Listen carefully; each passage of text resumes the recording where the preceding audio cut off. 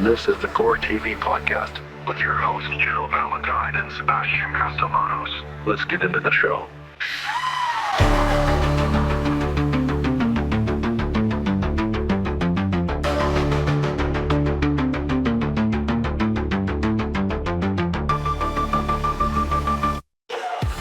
Okay, so HOAs, right?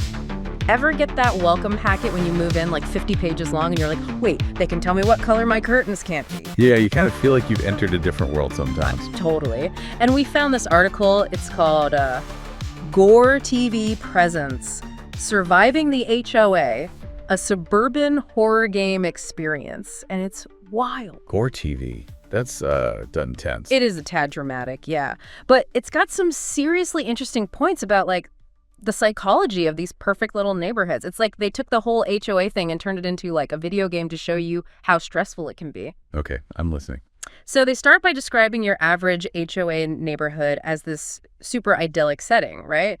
Like the beginning of a horror movie before everything goes wrong. Perfect lawns, identical houses, the whole bit. But under the surface... Something's not quite right. You just know it. Exactly. And that's when you get those HOA letters. The article, it compares them to like warnings in Resident Evil or something. Your grass is 2 centimeters too high. You have been warned. Makes you think twice about letting your lawn get a little shaggy, huh? It's like the whole neighborhood's watching, just waiting for you to mess up. Reminds me of the, what's it called? The Panopticon effect. The pen what now? Panopticon.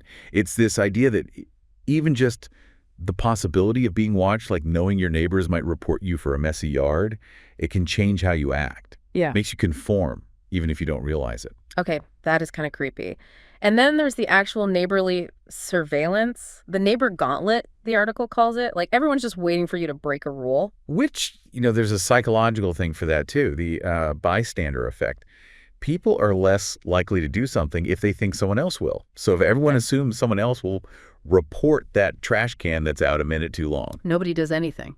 Right. Makes sense. Exactly. It's like this weird dance where everyone knows the rules, but nobody wants to be the one to, like, actually enforce them. Speaking of trash, the article has this whole thing about the trash day trial, where you have to time putting your bins out perfectly, which I'll admit, I've totally stressed about that in real life. Oh, absolutely. I think it's like this human need for order. Yeah. Even if the rule seems random, like when you can and can't put your trash out, it makes you feel like things are predictable, like someone's in control. Even if that someone is just the HOA board with their spreadsheet of violations. Right.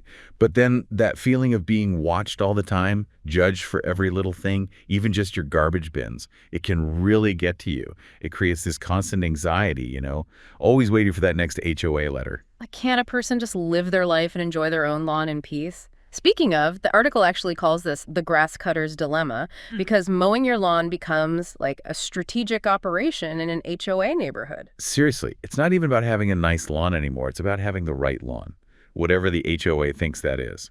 And this is just the beginning. Wait till we get to what the article calls the boss level of HOA living. Makes you want to sleep with one eye open, clutching your welcome packet. Don't forget, we're still looking at this through, like, a horror movie lens because of the article. Right.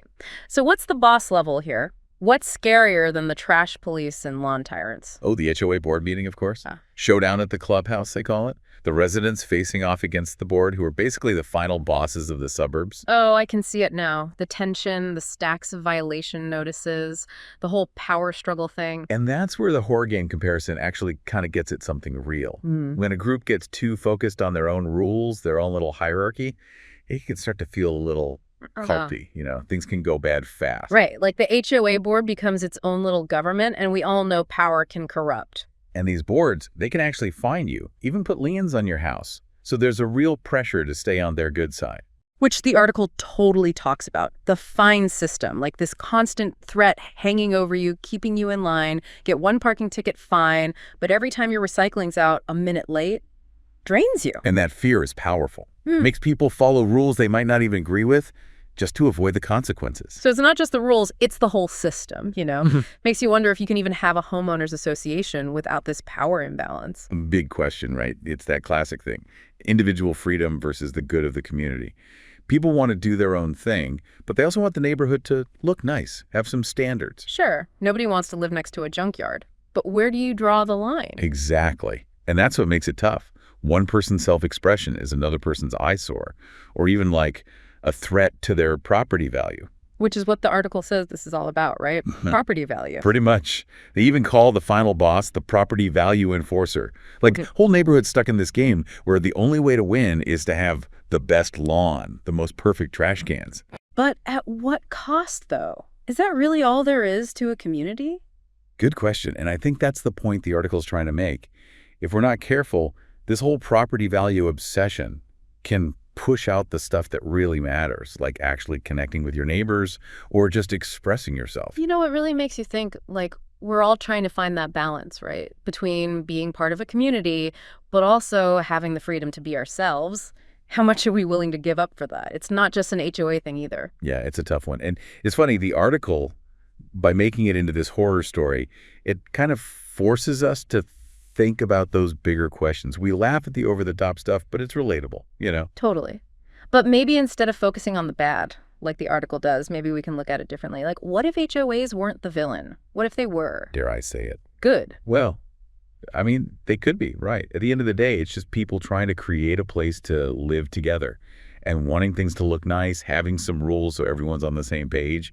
That's not inherently a bad thing. Yeah, there's a difference between having some guidelines and living in a, like, lawn gnome dictatorship. Exactly. And I think the key is, instead of being all about fear and following the rules blindly, it's got to be more about working together, talking to each other. So instead of the HOA being this big, scary thing controlling everything, it's more of a partnership. The residents, the board, everyone. That's the dream, right?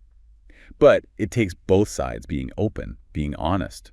Like, the HOA could explain why the rules are what they are, and people could actually speak up if they have a problem, offer solutions. And maybe, just maybe, we can all chill out a bit about the trash cans.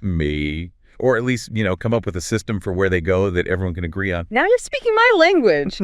But really, I think this whole conversation, it shows how much HOAs are really just us. We want community, but we also want to be ourselves. It's a tricky one. It is. And maybe by understanding why we want those things, we can make communities that work for everyone. Places where you feel like you belong, but you don't have to give up who you are. Well said. So to everyone listening, battling an HOA right now, or just, bracing yourselves for the possibility, remember, it doesn't have to be a horror movie. A little teamwork, a little humor, maybe we can make HOA life a little less scary, a little more livable. This has been fascinating, I'm oddly optimistic about HOAs now. Maybe they're not all bad. Who knows? Maybe one day I'll even join one. Or maybe not. Either way, it's been a wild ride through the perfectly manicured lawns and anxieties of the suburbs. Thanks for listening, everyone. And remember, keep those garbage bins in check.